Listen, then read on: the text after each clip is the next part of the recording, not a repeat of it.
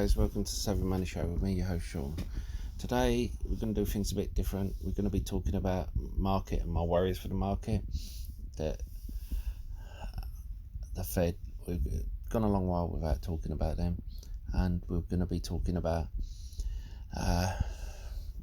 we'll start with a couple of stocks. Of course, we're going to talk about Workhorse. Before then, we're going to talk about at&t. Well, I think I've said from the beginning, anything under 30 is a good long-term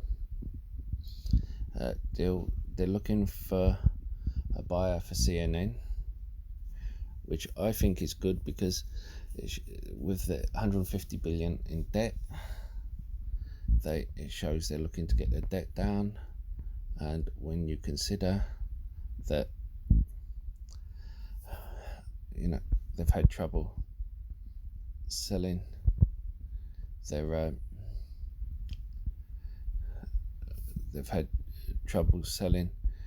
some of their non-performing assets, that I think it's good that they want to scoop out their low performing assets and sell them off what they can. Now they have also just got a $311 million contract with the Ocean Organization, and that isn't reflected in the share price yet. So I think it's well worth picking up. Now, not only does that give a much needed cash boost, they're upgrading the technology so they can tell when hurricanes are coming, all different things, upgrading satellites, imagery, so it's a win-win. Not only does it give them a good cash boost, but it also means they're on the ball, they're winning government contracts, which means it puts them at the front for future government contracts. Now we're going to talk Workhorse. This is a 2-year-old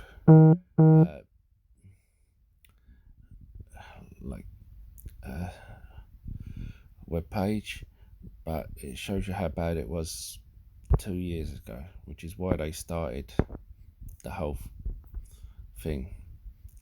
We have some things sent in. This is from Romeo, $2.4 billion coming in. What are the odds that that'll be coming in from Workhorse, or at least a large amount of it? Now from Fuzzy Panda, I don't like to give any screen time. I haven't in the past, very little anyway, but when they go on Twitter trying to short it and trying to slag the company off, and they get slapped down by Todd Richardson, well done Todd, just replied to him.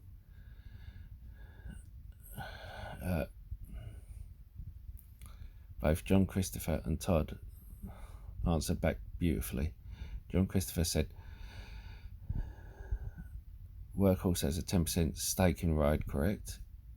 Fuzzy Panda said yes, and then Todd Richardson said, which companies are left bidding for the USPS contract? And then no reply. Here is a relative electric vehicle comparison. You have Workhorse, Lordstown, Hylian, Fisker, and Arrival, and you've also got Nikola and a few others. You can screenshot that and do with that what you want.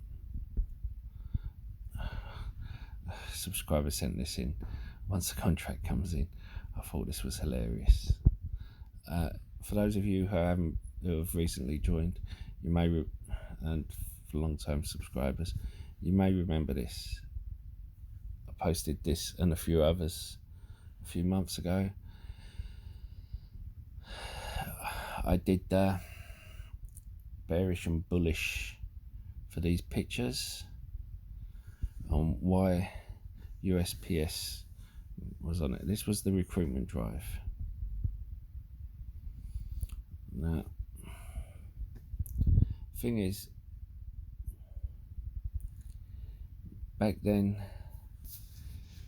you had the stock at 30. You had the stock end up going up to $30, and back then it's still under $30. You know, a lot more has happened, a lot more has come on board to substantiate Workhorse. Since then,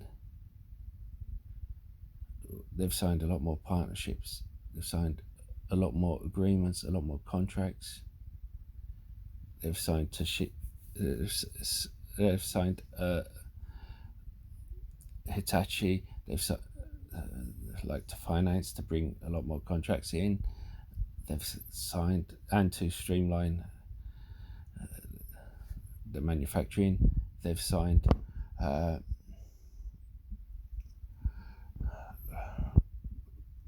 500 truck deal with Pritchard. You know, so even if they don't get the USPS deal, which I think they will, they'll be fine. They have submitted FAA approval. They are looking for the refrigeration truck, putting money in the refrigeration truck. If you remember, I'm the only one who flagged up that I think the reason why they're pushing that prototype for April is so it'll be ready for when the vaccine will be widely distributed. Now, because it has to be at minus 70 degrees. Of course, if they have to keep it at that kind of temperature, all they need to do is keep it next to a politician's heart. Now, you know, you can, of course, think to yourself, well, people were buying it before all this good news at $30. They saw value in it then. So why is there not value in it at $5 less? When Goldman Sachs has come on board and bought over 1 million shares. ARK Invest has now increased to 1.1 million shares. You've got 20 more funds gone into it.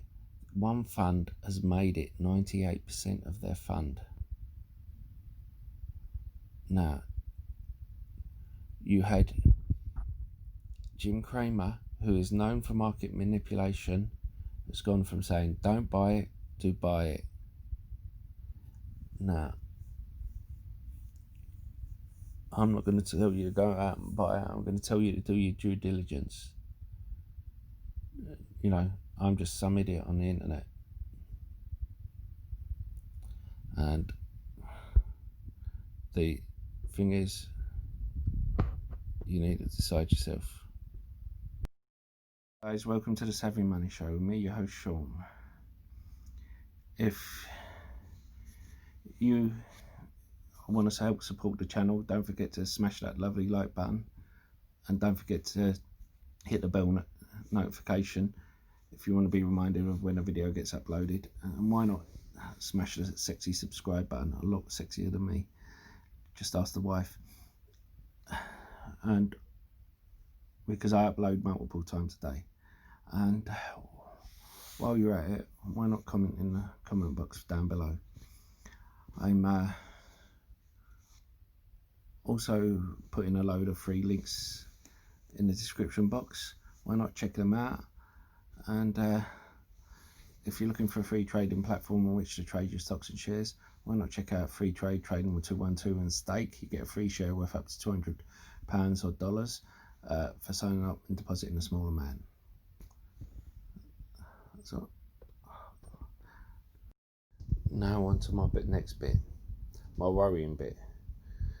We had all people afraid to put in money into the market because, You had the Rona getting worse, no stimulus, election uncertainty, you had stocks overvalued. None of that has gone away, but people are suddenly, those people who are worried about putting money into the market are suddenly putting their money into the market, and all of their money into the market. They need to be, you need to keep some money on the sidelines in case of a dip, but because the Rona cases are going up, the more and more people going on, being made unemployed. It looks like a case of when, not if, we're going to have a lockdown. You know, as I said, NCLH aren't doing these dummy cruises to get permission to do cruises because it costs too much, and the first cruise line to do it came back with 5 people with the Rona. Now, the way to look at it is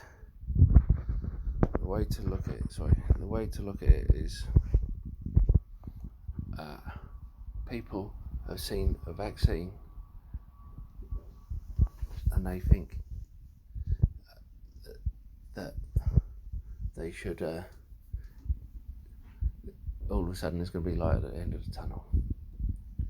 Firstly, as I said back in June, there won't be enough for everyone, even if everyone has a vaccine come out at the same time. Secondly, we don't know the long-term effects on people. Thirdly, it won't just be the anti-vaxxers not taking it.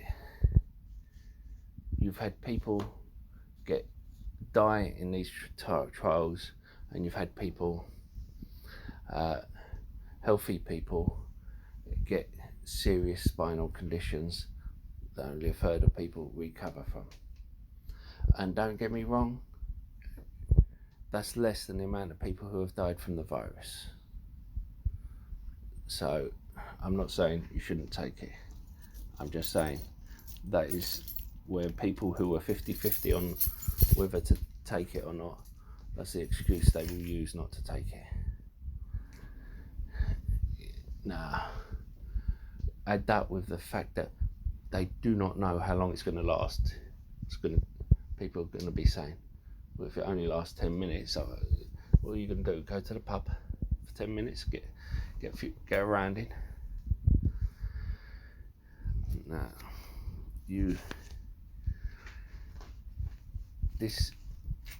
until we know more, don't forget, as I said before, it has to be kept at -70 to be stable.